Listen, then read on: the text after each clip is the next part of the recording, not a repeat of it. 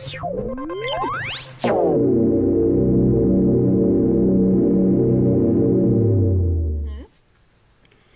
and welcome to another episode of BioTalk. Again, I'm Chelsea Zimmerman, and with me once again, for the first time this year, is Rebecca Taylor. And today we are talking yet again about genetic engineering, which we haven't talked about in a while. So, you know, last time we kind of talked about this was when the UK became the first country in the world to approve of 3-parent IVF, which is human germline genetic modification. And but there's been some significant development since then in the last just couple of months. You know, specifically with this new technique for editing the human genome, which we know scientists have done in China, and that was a major development last year. And along those same lines, there was big news yesterday, again out of the UK, approving of this new technique for scientists to use in the UK again. So they're kind of, I guess, trying to lead the way in this brave new world. Maybe, I don't know. I don't know. Yeah. But let's just kind of get some background, get kind of caught up to speed on what's been going on since then. This new gene editing technique, obviously, that was major news last year. I mean, yeah, it was, and it's called CRISPR. There's no point in telling you what the acronym means because it's totally esoteric. I mean, there's no way anybody is even going to understand what that means. So, but basically, this is a bacterial enzyme kind of complex. And the reason that this is so revolutionary is because it makes precise edits to the DNA. See, before, researchers used things like viruses, and viruses are pretty non-discriminate. They just kind of stick their DNA wherever, right? And so if you engineer that virus, it'll just kind of insert DNA and kind of willy-nilly, and that causes a problem. You don't want anything inserting, DNA into your genome without being precise. And so this was a huge improvement, okay? And it's actually going to change gene therapy for the better, which is really, really good. The problem is that we have zero to no laws on editing of embryos in what we call a germline fashion. So the problem with genetic engineering isn't just what you're doing, it's when you're doing it. So if it's done early enough, that modification is incorporated into all the cells of that organism, and so they're going to pass that on to future generations. And the reality is that we really don't know enough by any stretch. I mean, I think there's a vast majority of scientists, even ones that have developed this technique, that have called for a voluntary moratorium on editing of embryos because of the damage it might do to future generations. And in fact, the Chinese scientists that you mentioned, their process was pretty much a failure. There was what the New York Times called massive collateral damage, which was edits where they weren't intended. Okay, so CRISPR isn't perfect. And, when you're dealing with people, there's no room for error here. Right. And, basically to perfect this technique in embryos, you gotta modify a bunch of embryos and then you gotta destroy them. Yeah. And that's exactly what the UK researchers are going to be doing. So they've been given permission from the government to modify embryos and then destroy them, just to kind of see what if anything will take, and the right edits will go in. And they're trying to treat infertility. So what they're trying to do is figure out what genes the embryos need to implant, right? And which is would be a nice thing to know, but really you have to basically tinker with and mass destruction of human lives at the very beginning of their journey. So yeah, that's just really, really wrong. So I mean, CRISPR is great. I think if we use it on patients who are existing to treat their genetic disease, that's fantastic. So we shouldn't be really down on CRISPR as a technique. It's not inherently immoral. It's just the question of when we're going to use it and how.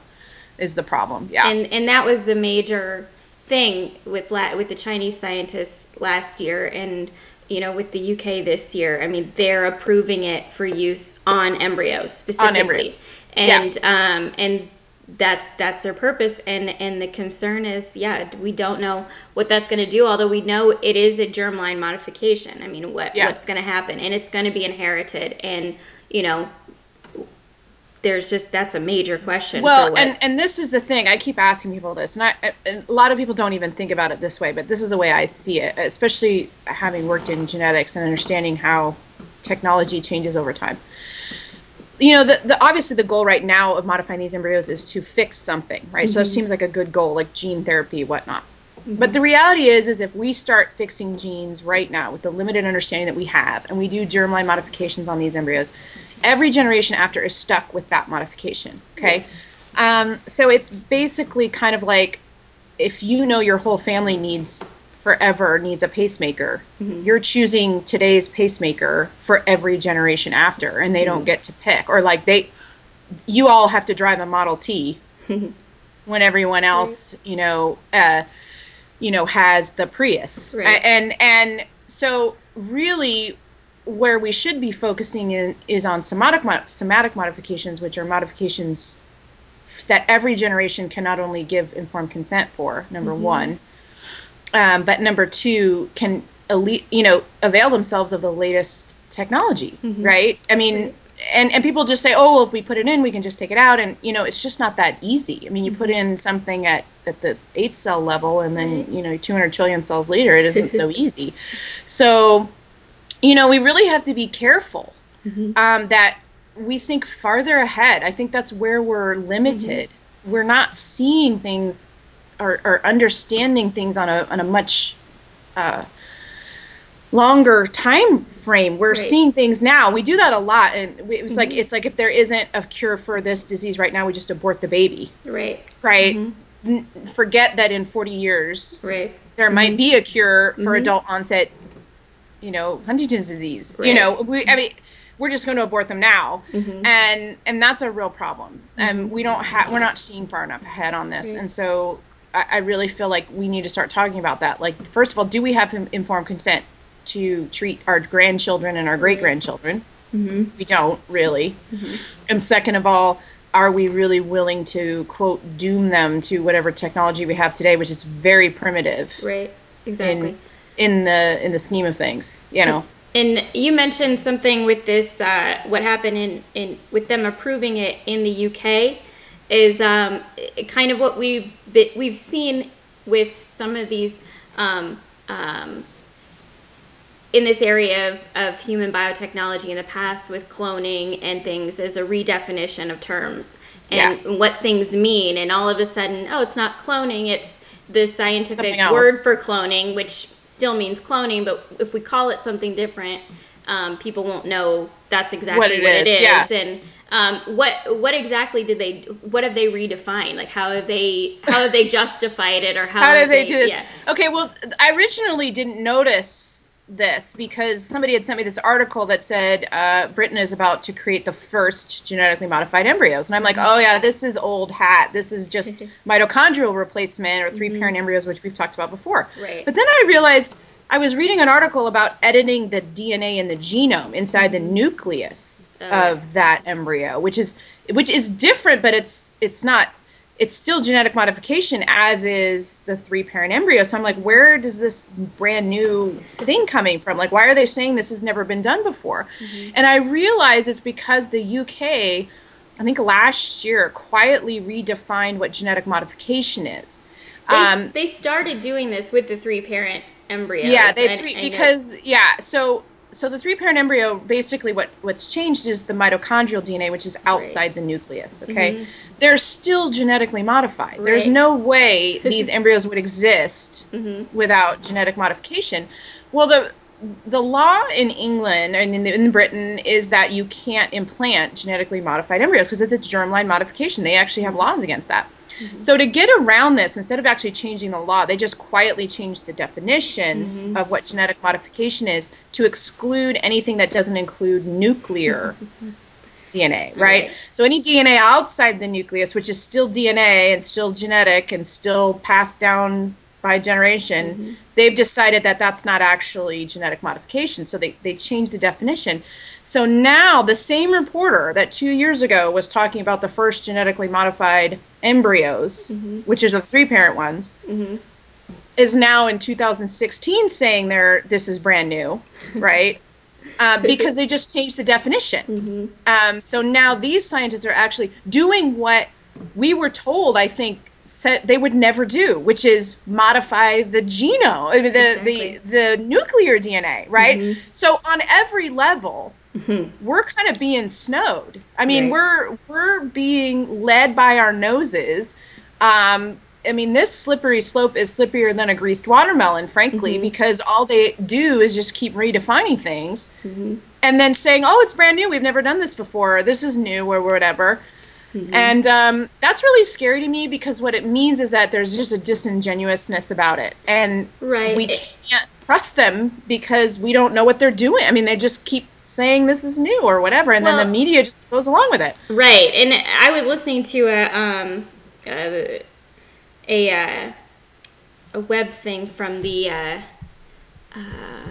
what group is that? The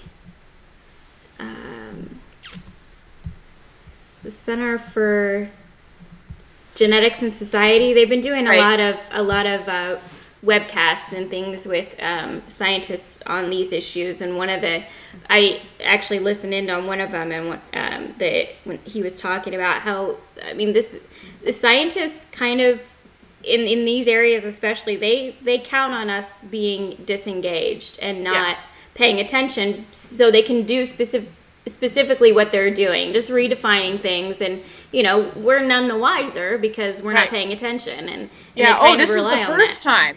Oh, wait a minute, we mean that story I read back 2 years ago? I thought no, that wasn't the first time. Right. This is the first time. It's like straight out of a George Orwell's 1984. It's like scary. Right. It's although, like you said, I sometimes wonder, you're talking about this reporter who wrote something a year ago, and is writing something completely like backwards this year. Right. It's like even the people who we assume are or should be paying attention, either they're maybe he's not paying attention. Well, that's what I kind of sometimes question and don't understand, is some of these reporters, are they really just not paying attention? Are they I don't want to say stupid, but I mean, this is complicated. Busy.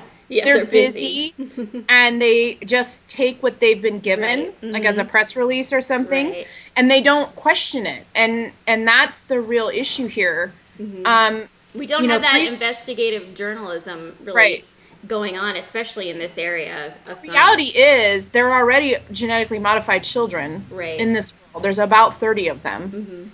And it was a technique similar to the 3-parent embryo technique, and the FDA put a stop to it. So there's no way these are the first genetically modified embryos ever made, because there are actual teenagers walking around who have the genetic material of 3 people. Okay. And so to sit there and pretend like that never happened, and that even the 3-parent embryo situation and mitochondrial replacement never happened. Right. It's very disturbing to me. And that's just, again, why it's so important. We keep harping on this, but it really is, it's so important for us to just not rely on, we can't rely on what we read in the headlines anymore. I mean, and I think too many people kind of take that for granted and think, they just read something and just assume that's the way it is. And if you haven't been paying attention for the last couple of years and really been involved in this and doing your own research on it, you're not going to be any wiser, and that's really unfortunate. And that's kind of why we keep saying, do your own research. Don't be afraid. Don't be afraid to read some of these scientific magazines on a regular basis. Go to the original source. That's what I do all the time. And half the time I can't understand what they're doing or talking about. Right. But, you know, it doesn't really matter because they have source materials and things like that where you can see what's really going on. And that, I think, is the biggest thing. I think I agree with you. Don't read headlines. Right. Just don't stop there, please. That or is read absolutely them. the worst. Read them and don't stop. Read them and then go further. Read the actual article first from beginning to end. Yeah. And then exactly, because that's a huge problem for me too. Is that a lot of people take my titles, which I don't write, by the way. You know, most people don't know that writers don't get to write their own headline. The editor does that, and if you take that and then I get just accused of all kinds of crazy stuff, and it's like, well, you didn't actually read the article, so please, you know, go ahead and read it. And so this slippery slope is very, very slippery. And just going back onto that, you know, and what you were talking about before, just thinking ahead and towards the future. This is something you said it was one of the most important, probably the most important thing you wrote last year. Was just looking. Most important thing I wrote ever. Right. Yeah. And we've kind of touched on this a little bit with transhumanism and you know, it's the coercive nature. What's going to happen once, I mean, obviously we don't see any stop to this at any point right now. So just assuming this keeps going forward, what's that going to look like for human beings, you know, for the human future? And that's kind of what you kind of wrote about. And that's where I said, you know, you're right. I wouldn't be such a fearmonger if I saw any kind of breaks anywhere, right? I mean, it's quite literally just a giant train that is barreling forward without really any pause. And so for me, I feel like we're going to use CRISPR to fix embryos and their genetic disorders. Okay. Then it's going to be, because we've already now gone into the genome. So now there's permission by the government to go into the DNA inside the nucleus and quote, fix it. Okay. So the interventions aren't going to stop with that. It's going to be, you know, adding IQ points and, you know, stronger, taller, faster, darker, you know, more muscular. There's just no way to stop it, really. And the problem with that is most people think, oh, what's so wrong with that? That's really improving our race, you know, our genetics, and that's a good thing. You know, it seems like that on the surface, but if you look closer and you really understand what's going to happen, you will absolutely understand. You'll get I got sick to my stomach when the realization hit me. So let's look at a sport, a situation where people enhance. Okay, so that would be enhancement, you know, using genetic techniques not to heal or fix, but to enhance an otherwise healthy individual. Sport is a good example. So once one guy starts doping, everyone feels compelled to do the same, right? And they feel like they have to do that to compete. Now, the problem with that is doping is dangerous and it's not good for it. And there's no reason an athlete should put their health and or life at risk to be able to compete to win. And that's that is the reason why sporting authorities and regulatory bodies are so against doping. I mean, you know, they may not be really good at monitoring that, but it's not simply because it's cheating. It's because no athlete should have to do that to themselves to compete to win. That's not sport. I know, right? And I'm very, you know, it actually hit a little bit home to me earlier this football season when the quarterback for the Florida Gators was got in trouble for. He claims he didn't realize he was doing it. It wasn't purposeful. It was. Wasn't even technically, I don't know. I don't know the details of where he got it from or whatever. Basically, they found something in his system that was not legal. And they really, I mean, he was out of it. And I was very, as upset as I was for my team and my quarterback. And he was doing great at the beginning of the year. And he was very apologetic. And I honestly kind of believe that he didn't really realize, do it on purpose or didn't really realize what he was doing, but they did not relent on him. No, they were like, you're out, we are taking this seriously. And I was very glad that they did that. And if the day that sport decides to look the other way is the day that it disappears. Right, because then what you have is, if you really want to go faster, then it's just who's got the better upgrades. Right. It's not about athleticism anymore. Right. Or team, teams or coaching or whatever. It's all just about who has the best upgrades. Right. So now imagine we take this into the world of just everyday life and we start enhancing our children, okay, to have a couple of extra IQ points, photographic memory, these kinds of things. Bill McGibbon wrote this great book called Enough. He's an environmentalist, and he lays down the scenario of this little girl named Sophie, whose parents give her a state-of-the-art gene job, he calls it. The reality is, by the time she's 10, she will be obsolete because in 10 years there'll be a whole new set of upgrades. So it's not your iPhone, it's not your computer, it's not any of those things that's going to become obsolete. It's your children that will become obsolete. Okay, we will create human beings that will become obsolete. This is terrifying to me. Okay, and that is going to happen.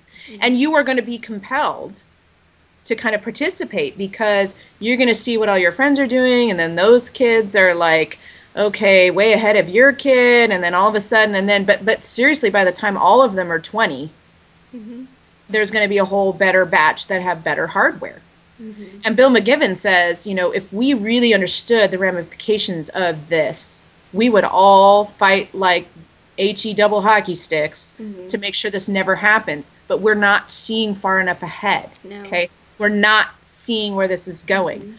And I think anyone who has a brain, when they think about it, will understand that this is where this is going. And I think it's inevitable. The problem is, this is a popular web YouTube channel, and they do news stories and things, and it's for a younger crowd, a younger generation, and they actually had this story about what the UK, approving of CRISPR, and is this a good thing or a bad thing? And they posted it on their Facebook page and asked for feedback. And I looked through some of that, and it's like people are a little leery of it, but at the same time, because it's being sold to us for the good. It's for like, the betterment. As long as it's only being used to treat diseases, we should. That's a good thing, and we should do that. But at the same time, you can tell people are concerned, but they don't want to halt progress on other, something good that can come of it. And it's how do you overcome that? It's, Well, I think we need to remind them that we can continue to treat genetic diseases in existing patients with the same technology. Right. Like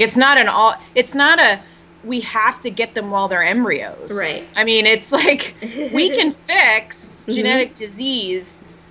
In fact, that was one of the really interesting things that I watched. They had a big conference in Washington, D.C. All the big scientists came to Washington, D.C. to talk about this. And there was a whole talk on how somatic gene modification would work and how it will work. So, I mean, we can do it this way. We don't have to go all the way back to the beginning and then doom every generation after, right, to whatever we have today. We can decide to go the somatic route, which is what we do now. We treat patients one at a time, and we let them, the parents give informed consent, the patient give informed consent, and we allow them to have new technologies every generation. I mean, it just gets better and better and better. And so I feel like if people could kind of really understood that it's not an all or nothing kind of situation, we don't really need to be tinkering with embryos at this point. We haven't even perfected it in a somatic fashion for patients that are existing. Right. So I think the approach is kind of, it comes out of this abortion culture where this idea that we're going to cure genetic disease by just making sure no one with genetic disease is ever born. Right. Right? And that's where the focus is. So we've swallowed that hook, line, and sinker, that approach. Right. And now we're extending it. We're just basically saying we're going to fix it before they're born, instead of just saying, let's let the chips fall where they may, and then treat them, you know, as human beings when they come out, and treat them for their genetic disease when they're born, or before they're born, or whatever, instead of just tossing them out. Right. And that's a real issue. I think that's a systemic problem in the medical community, that you can just toss out the patient and that's going to work, instead of actually treating the disease. And that comes from that abortion culture that we have. Yeah. And going back to your, you know, talking about the coercive nature and, you know, of enhancement and what that's going to be, it's definitely not something that's limited to something that comes from our pro-life point of view. No, you linked to a while back. You linked to a TED talk from fantastic stem cell Paul scientist. Knopfler. Yeah, he's a stem cell researcher, by no means pro-life. I think he's even pro-therapeutic cloning. But he is like, wait a minute, this whole 3-parent embryo thing. He's like, hold up, you know, this CRISPR thing, like. You know, hey, let's slow down. He understands the eugenic nature of this, and he did a really great TED talk, just basically like, what if your neighbor's kid was genetically enhanced? What would happen? Right. And he kind of goes through it, and then the very end, he poses the question, if you had to do it over again, would you enhance your next kid, right, after you saw this one? And basically he is implying that you won't have a choice. Like, you will go ahead and do it because, you know, that's what everyone else is doing. And because your kid isn't going to be able to compete. Right. But the reality is that what he doesn't say is that the neighbor's kid is also not going to be able to compete in 10 years. Okay, so, you know, Bill McGibbon says it. He says, if you really want to have your children turn out to be useless copies of Windows 95, then let's go ahead and do this, because that's exactly what's going to happen. Oh, man. And you just know it in your gut when you hear it. At least for me, I mean, you know, and other people too, they just kind of, a light bulb turns on and they're like, oh my gosh, we're going to turn people into iPhones. Right. Right? And they understand that kind of frustration of buying something new and then having something else come out like 2 weeks later that's better, faster, or whatever, and the disappointment and then constantly, it's a biological arms race you can't win. Right. You can never keep up with technology on your phone. It's always going to be obsolete the minute you buy it. Well, the same thing's going to happen with people. Right. It's just absolutely, you know, you're not going to be able to keep up with it. And really, that's not a future I want, or I want my children to live in. No. And that are just going to be totally left behind. And you're not going to be able to be a doctor or a lawyer or any of those things unless you're enhanced. I mean, that's just the way it goes. So, and that's, so the bottom line with this, you know, as we've talked about it today, and just going forward, is we really just, I mean, we say this every episode, but it's just a matter of keeping ourselves informed, because this stuff is, like you said, they're changing definitions. They're really counting on us being disengaged from this conversation, and in many ways we are. We are disengaged, yes. And I don't know if that's out of fear, if we're just being deliberately left out of the conversation in many cases. Like we had that big meeting in DC. In DC, I mean, obviously that's not going to be open to the entire public, but you know, we need to be engaged in this conversation and not be afraid of it. You know, not be afraid of the science and the, you know,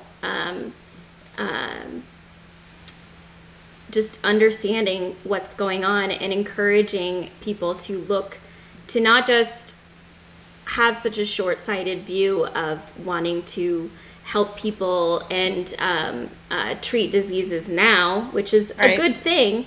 Absolutely. But, you know, we have to look towards the future and what's going to happen, and what's going to happen to not just the future of the people this technology is going to be used on, but just the future of humanity in general, and what it's going to look like. It's going to be an entirely different situation. Humankind. We're going to be an entirely different race of people in the future. Right. And that's not necessarily a good thing, because, the last time we took our evolution into our own hands, it ended in the Holocaust. So let's remember that. Right. And we're really bad at dogs too. The purebred dog is a mess. Let's be honest. Right. Our choices aren't awesome. Right. So what we choose is not. You don't even have to be a believer to see that nature is a much better arbitrator of genetic traits than we are. So frankly, our track record's horrible. So just think that we could even attempt this is just nuts. But they just really think about it and hope this. I mean, we don't see an end to this in the future. We don't see even a pause on this. But let's hope the conversation at least keeps going. It is nice to see that at least on this issue, there is some talk. I mean, there is a conversation within the scientific community. They're not all that's very encouraging. On board with it. I mean, when I listen to some of the things, it is like, I think what came out of DC was overwhelmingly positive in favor of it. But at least you do have some voices of opposition, or at least some voices of reason, and trying to say, at least let's think about this for a minute, and not and hopefully UK will not be the well, Aldous Huxley is like rolling in his grave right now. Exactly. I know a friend of mine, honest, he's just a friend of mine said, he's like, it's been a while since I read The Brave New World, but I think that's kind of where we're headed. I said, well, I finally read it for the first time a few years ago, and if we're not halfway there already, that's exactly where we're headed. It might as well be. And I agree. Totally. So if you haven't read it in a while, read Brave New World. Read it. And you will. It's eye-opening. Eye-opening. It's amazing, just the fact that he wrote it's prophetic. That. Exactly. Yeah. So, all right. Well, thank you for joining me again, and I'm sure we'll have way more about this to talk about in the future. And good to see you again. Yeah. Good to see you.